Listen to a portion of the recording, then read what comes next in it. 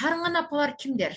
Бұл тарынған апалар, Ахмет, тарынған апалар кімдер? Бұл тарынған апалар, башкача айтканда, аң сезимдүү түрдө эмес, балким өздөрү байкабаган абалда мен жакшы апамын.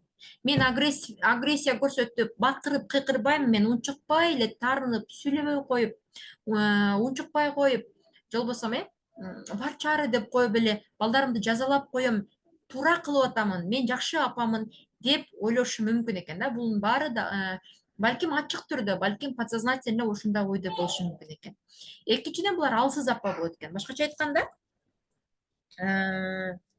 өзүнүн ички жан дүйнөсүнүн алсыздыгы экен да. Башкача айтканда, өзүнө өзү жардам бере албайт. Башкача айтканда, баласынын кылган иштери ага жакпады, балдарынын мамилеси жакпады, демек аны конкреттүү түрдө айта албады, өзүнүн сезимдерин билдире албады. Ошол себептүү алар алсыз болот экен. Мындайча айтканда, эмне үчүн ал сенин кылган ишиң мага жакпады, балам, эмне үчүн ушул нерсеңди туура эмес кылдың деп айткандан балким коркуусу дагы болушу мүмкүн экен, алсыздык да болушу мүмкүн экен. Андан дагы тарбияда жоопкерчилик, бала тарбиясын жакшы эмес уюштуруп алгандыгы үчүн эмне кылышты билбей калган, баласын кантип баштоону, кантип үйрөтүүнү, кантип жол көрсөтүүнү билбей калган алсыз абалын билдирет экен да.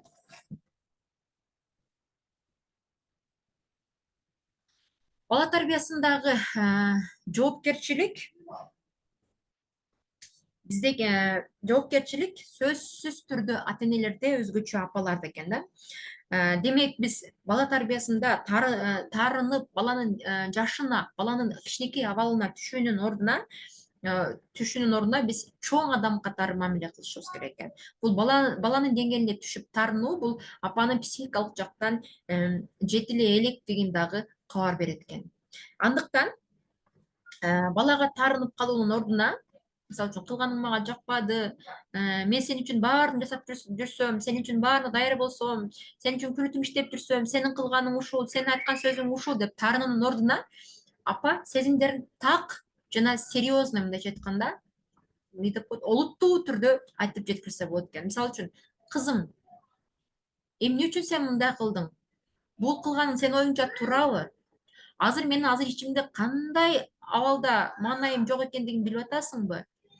Деген сыяктуу, мен дагы чарчаймын, менин дагы көңүлүм бар, менин дагы капа болом, менин дагы чек арам бар, менин дагы эмне деп коет, өзүмдүн абалым бар, жобосо мен дагы настроение маанайым түшөт деген сыяктуу өзүбүздүн сезимдерибизди балдарга олуттуу түрдө так айтышыбыз керек экен. Балам, ушул сөзүң менин жүрөгүмдү канчалык капа кылганын билесиңби? Мен сен үчүн ушуну билесиңби? Ушул сөздөрүң менен мени канчалык оорутуп капа кылдың? Сен эгерде өзүңдү менин ордума коюп көрсөң, кандай болмок эле? Деген сыяктуу сөздөр менен айтып түшүндүрсөк жакшыраак болот экен. Негизи жакшы болот.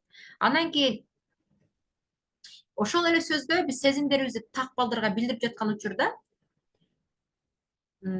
көзүбүздөн эч качан мындай жек көрүү, капа болуу, балдарды бүт мындай болду, эми сен мага керексизсиң деген абалды көрсөтпөстөн, өзүбүздөн биздин сүйүү жана ишеним бар экендигин билдиришибиз керек экен. Мисалы, балам, мен сени аябагандай жакшы көрөм.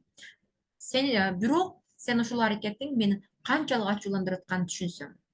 Сени жакшы көрөм, бирок сен ушундай кылсаң, сен ушундай десең, сөзсүз түрдө менин ачуум келет. Бул нерсе мага жакпайт деп айтышыбыз керек экен дагы. Жакшы көрүп жаткандыгыбыз көзүбүздөн жана немебизден, сөзүбүздүн маанисинен билинип туруш керек экен да. Башкача айтканда, мен сени жакшы көрөм.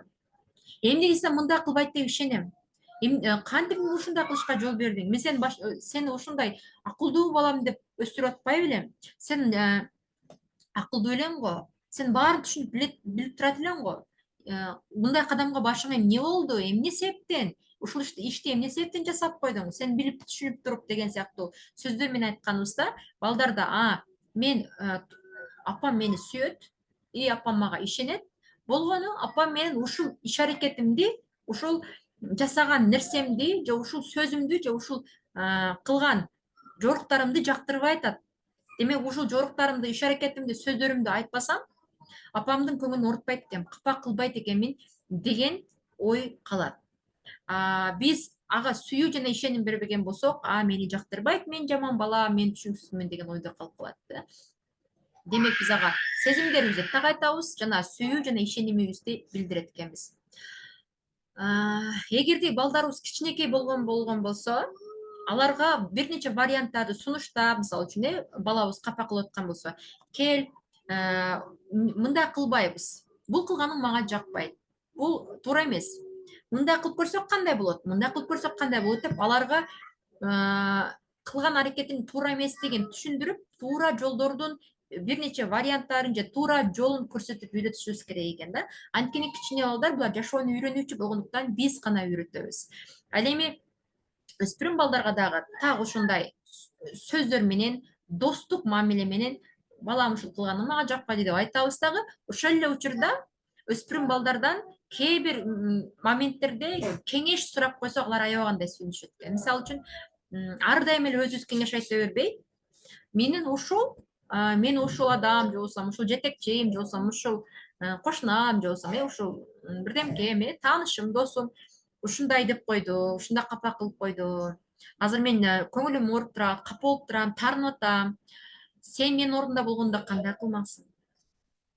Деген сыяктуу кеңеш сурап, уулум сен өзүңдүн оюңду айтып көрчү, кызым сен өзүңдүн оюңду айтып көрчү деген сыяктуу жөн эле кеңеш формасында эле.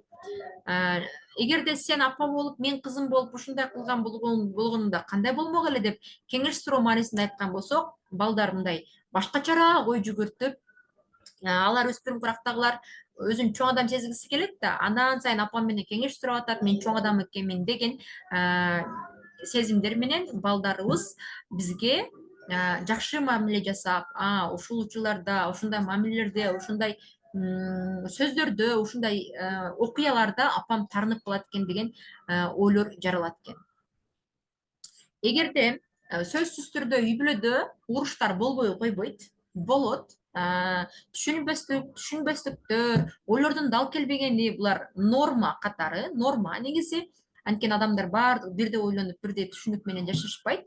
Бирок эгерде биз балабыз менен таарыныша кеткен болгон болсок, уруша кеткен болгон болсок, эгерде балдардын жүрөгүн катуу өзүбүз оорута алган болгон болсок, эч качан баладан кечирим суроону уят көрбөшүбүз керек экен. Көпчүлүк апалардын катасы балдарынан кечирим сурабайт. Мен кечирим сурасам, балдарымдын алдында авторитетим кетип калат. Мен кечирим сурасам, туура келбейт. Кантип эле ушундай болсун, баладан да кечирим сурамак белем деген ички каршылыктары ушунчалык мындай тосуп калат да. Тескерисинче, балам, ушул аракетиң, ушул жоругуң мени ушунчалык ачууландырды, мен өзүмдү карманууга эч кандай мындай күч таба албай калдым. Ачууга алдырып койдум. Кечирип койчу мени. Деген сөзүбүз менен баягы ички күч таап, мындайча айтканда, ошондой баягындай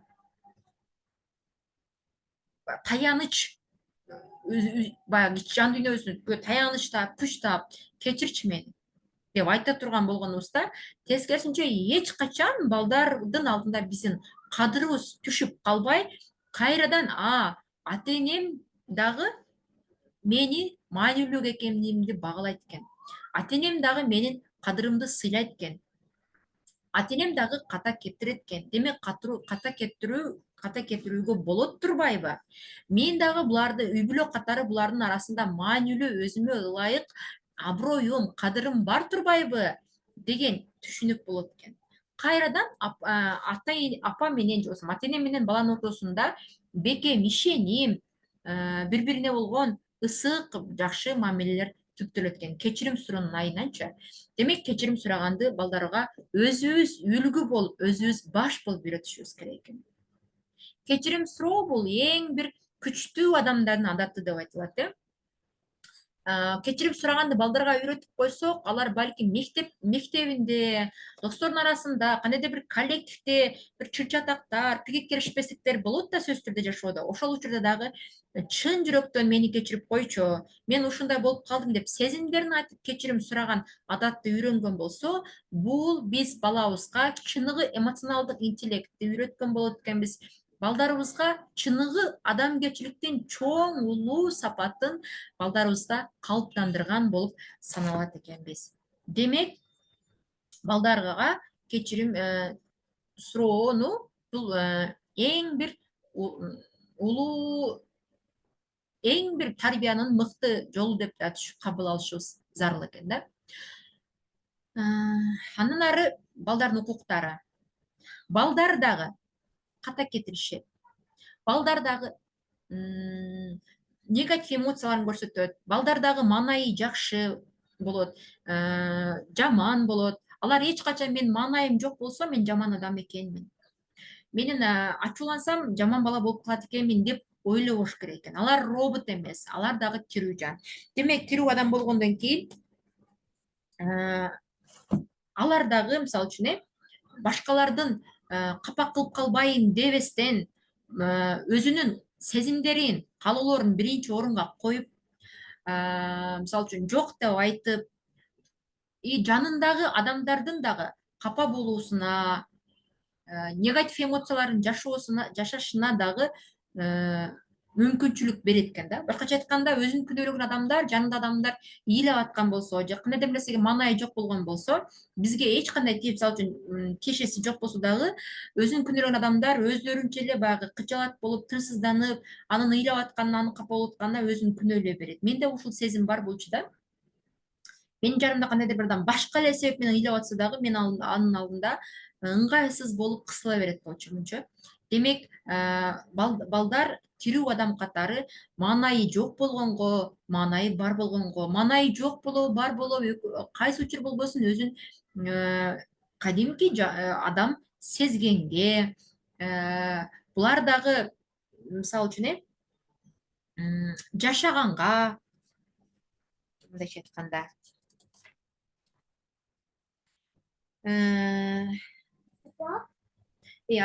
булар дагы урушуп кеткенге, кечирим сураганга, башкача айтканда, адам катары өзүнүн сезимдерин билдиргенге, жашаганга, сезимдерин билдирип, өзүнүн эрки, каалоосу менен жашаганга укуктуу экен. Демек, балага сүйүү берип, ага бардык сапаттарды жашаганды, мамиле кылганды, бактылуу болгонду өзүңүз үлгү болуп үйрөтүңүз дейт. Мисалы үчүн, эгерде сиз намаз окуп, эгерде сиздин маанайыңыз жок болгон болсо, кантип маанайыңызды көрсөтөсүз?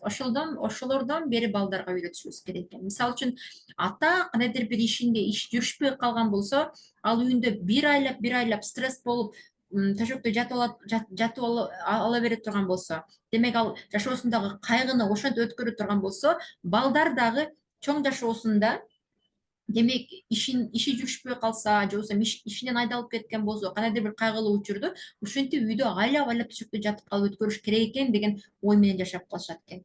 Демек, биз балдарга дагы кантип туура капа болууну, кантип туура кайгырууну, кантип туура маанайыбыз жок болгон учурда эмне кылганга чейин үйрөтүшүбүз зарыл экен да. Мисалы үчүн, намаз окуп, Кудайдан тилеп, зикир айтып, өзүбүздү ачуубузду басып, кечирим сурап, ушул нерселерди биз өзүбүз гана үлгү болуп көрсөтөт экенбиз.